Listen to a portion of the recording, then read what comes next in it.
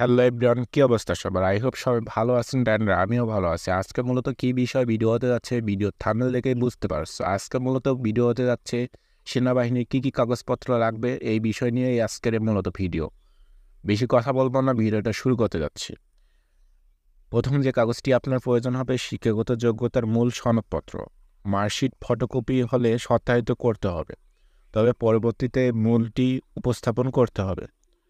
দ্বিতীয় যে কাগজটি আপনার লাগবে শিক্ষা প্রতিষ্ঠানের প্রধান কৃতক দেওয়া স্থায়ী ঠিকানা, জন্মসূত্র তারিখ সম্বলিত মূল প্রশংসাপত্র এবং আপনার প্রবেশপত্রটি সাথে নিয়ে আসতে হবে। 3 নম্বরে যে আপনার কাগজটি লাগবে টেকনিক্যাল ট্রেডের প্রার্থীর ক্ষেত্রে সংশ্লিষ্ট টেকনিক্যাল ট্রেডের কোর্সের যোগ্যতা অর্জনের সাপেক্ষে সনদপত্রের মূল কপি, ড্রাইভার ট্রেডের ক্ষেত্রে ড্রাইভার লাইসেন্স থাকলে এর 1 কপি।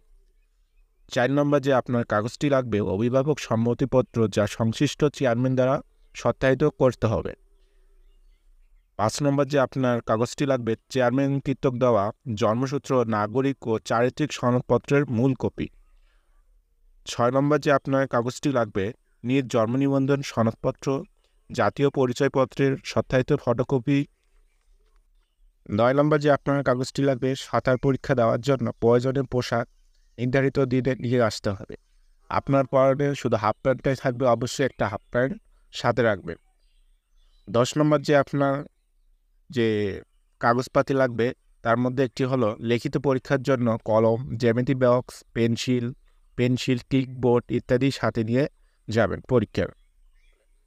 11 নম্বর উপজাতির ক্ষেত্রে তাদের রাজা, প্রধান বা সিটি কর্পোরেশন বা ইউনিয়ন পরিষদের সনদপত্র সাথে নিয়ে আসতে হবে। মূলত এই কয়টাই আপনি সাথে নিয়ে মাঠে যাবেন। আশা করি এই কাগজগুলো যদি আপনার সাথে থাকে আপনাকে মাঠ থেকে বাইর করে দিতে পারবে না। যদি এই কাগজগুলোর মধ্যে একটি কাগজ আপনার না থাকে তাহলে মাঠ থেকে বাইর করে দেওয়ার সম্ভাবনা অনেক। তো আশা করি সবাই এই কাগজগুলো নিয়ে যাবেন সঙ্গে। যদি আপনার বিন্দুমাত্র এই ভিডিওটা দিয়ে উপকার হয় তাহলে আপনি অবশ্যই একটি সাবস্ক্রাইব করবেন।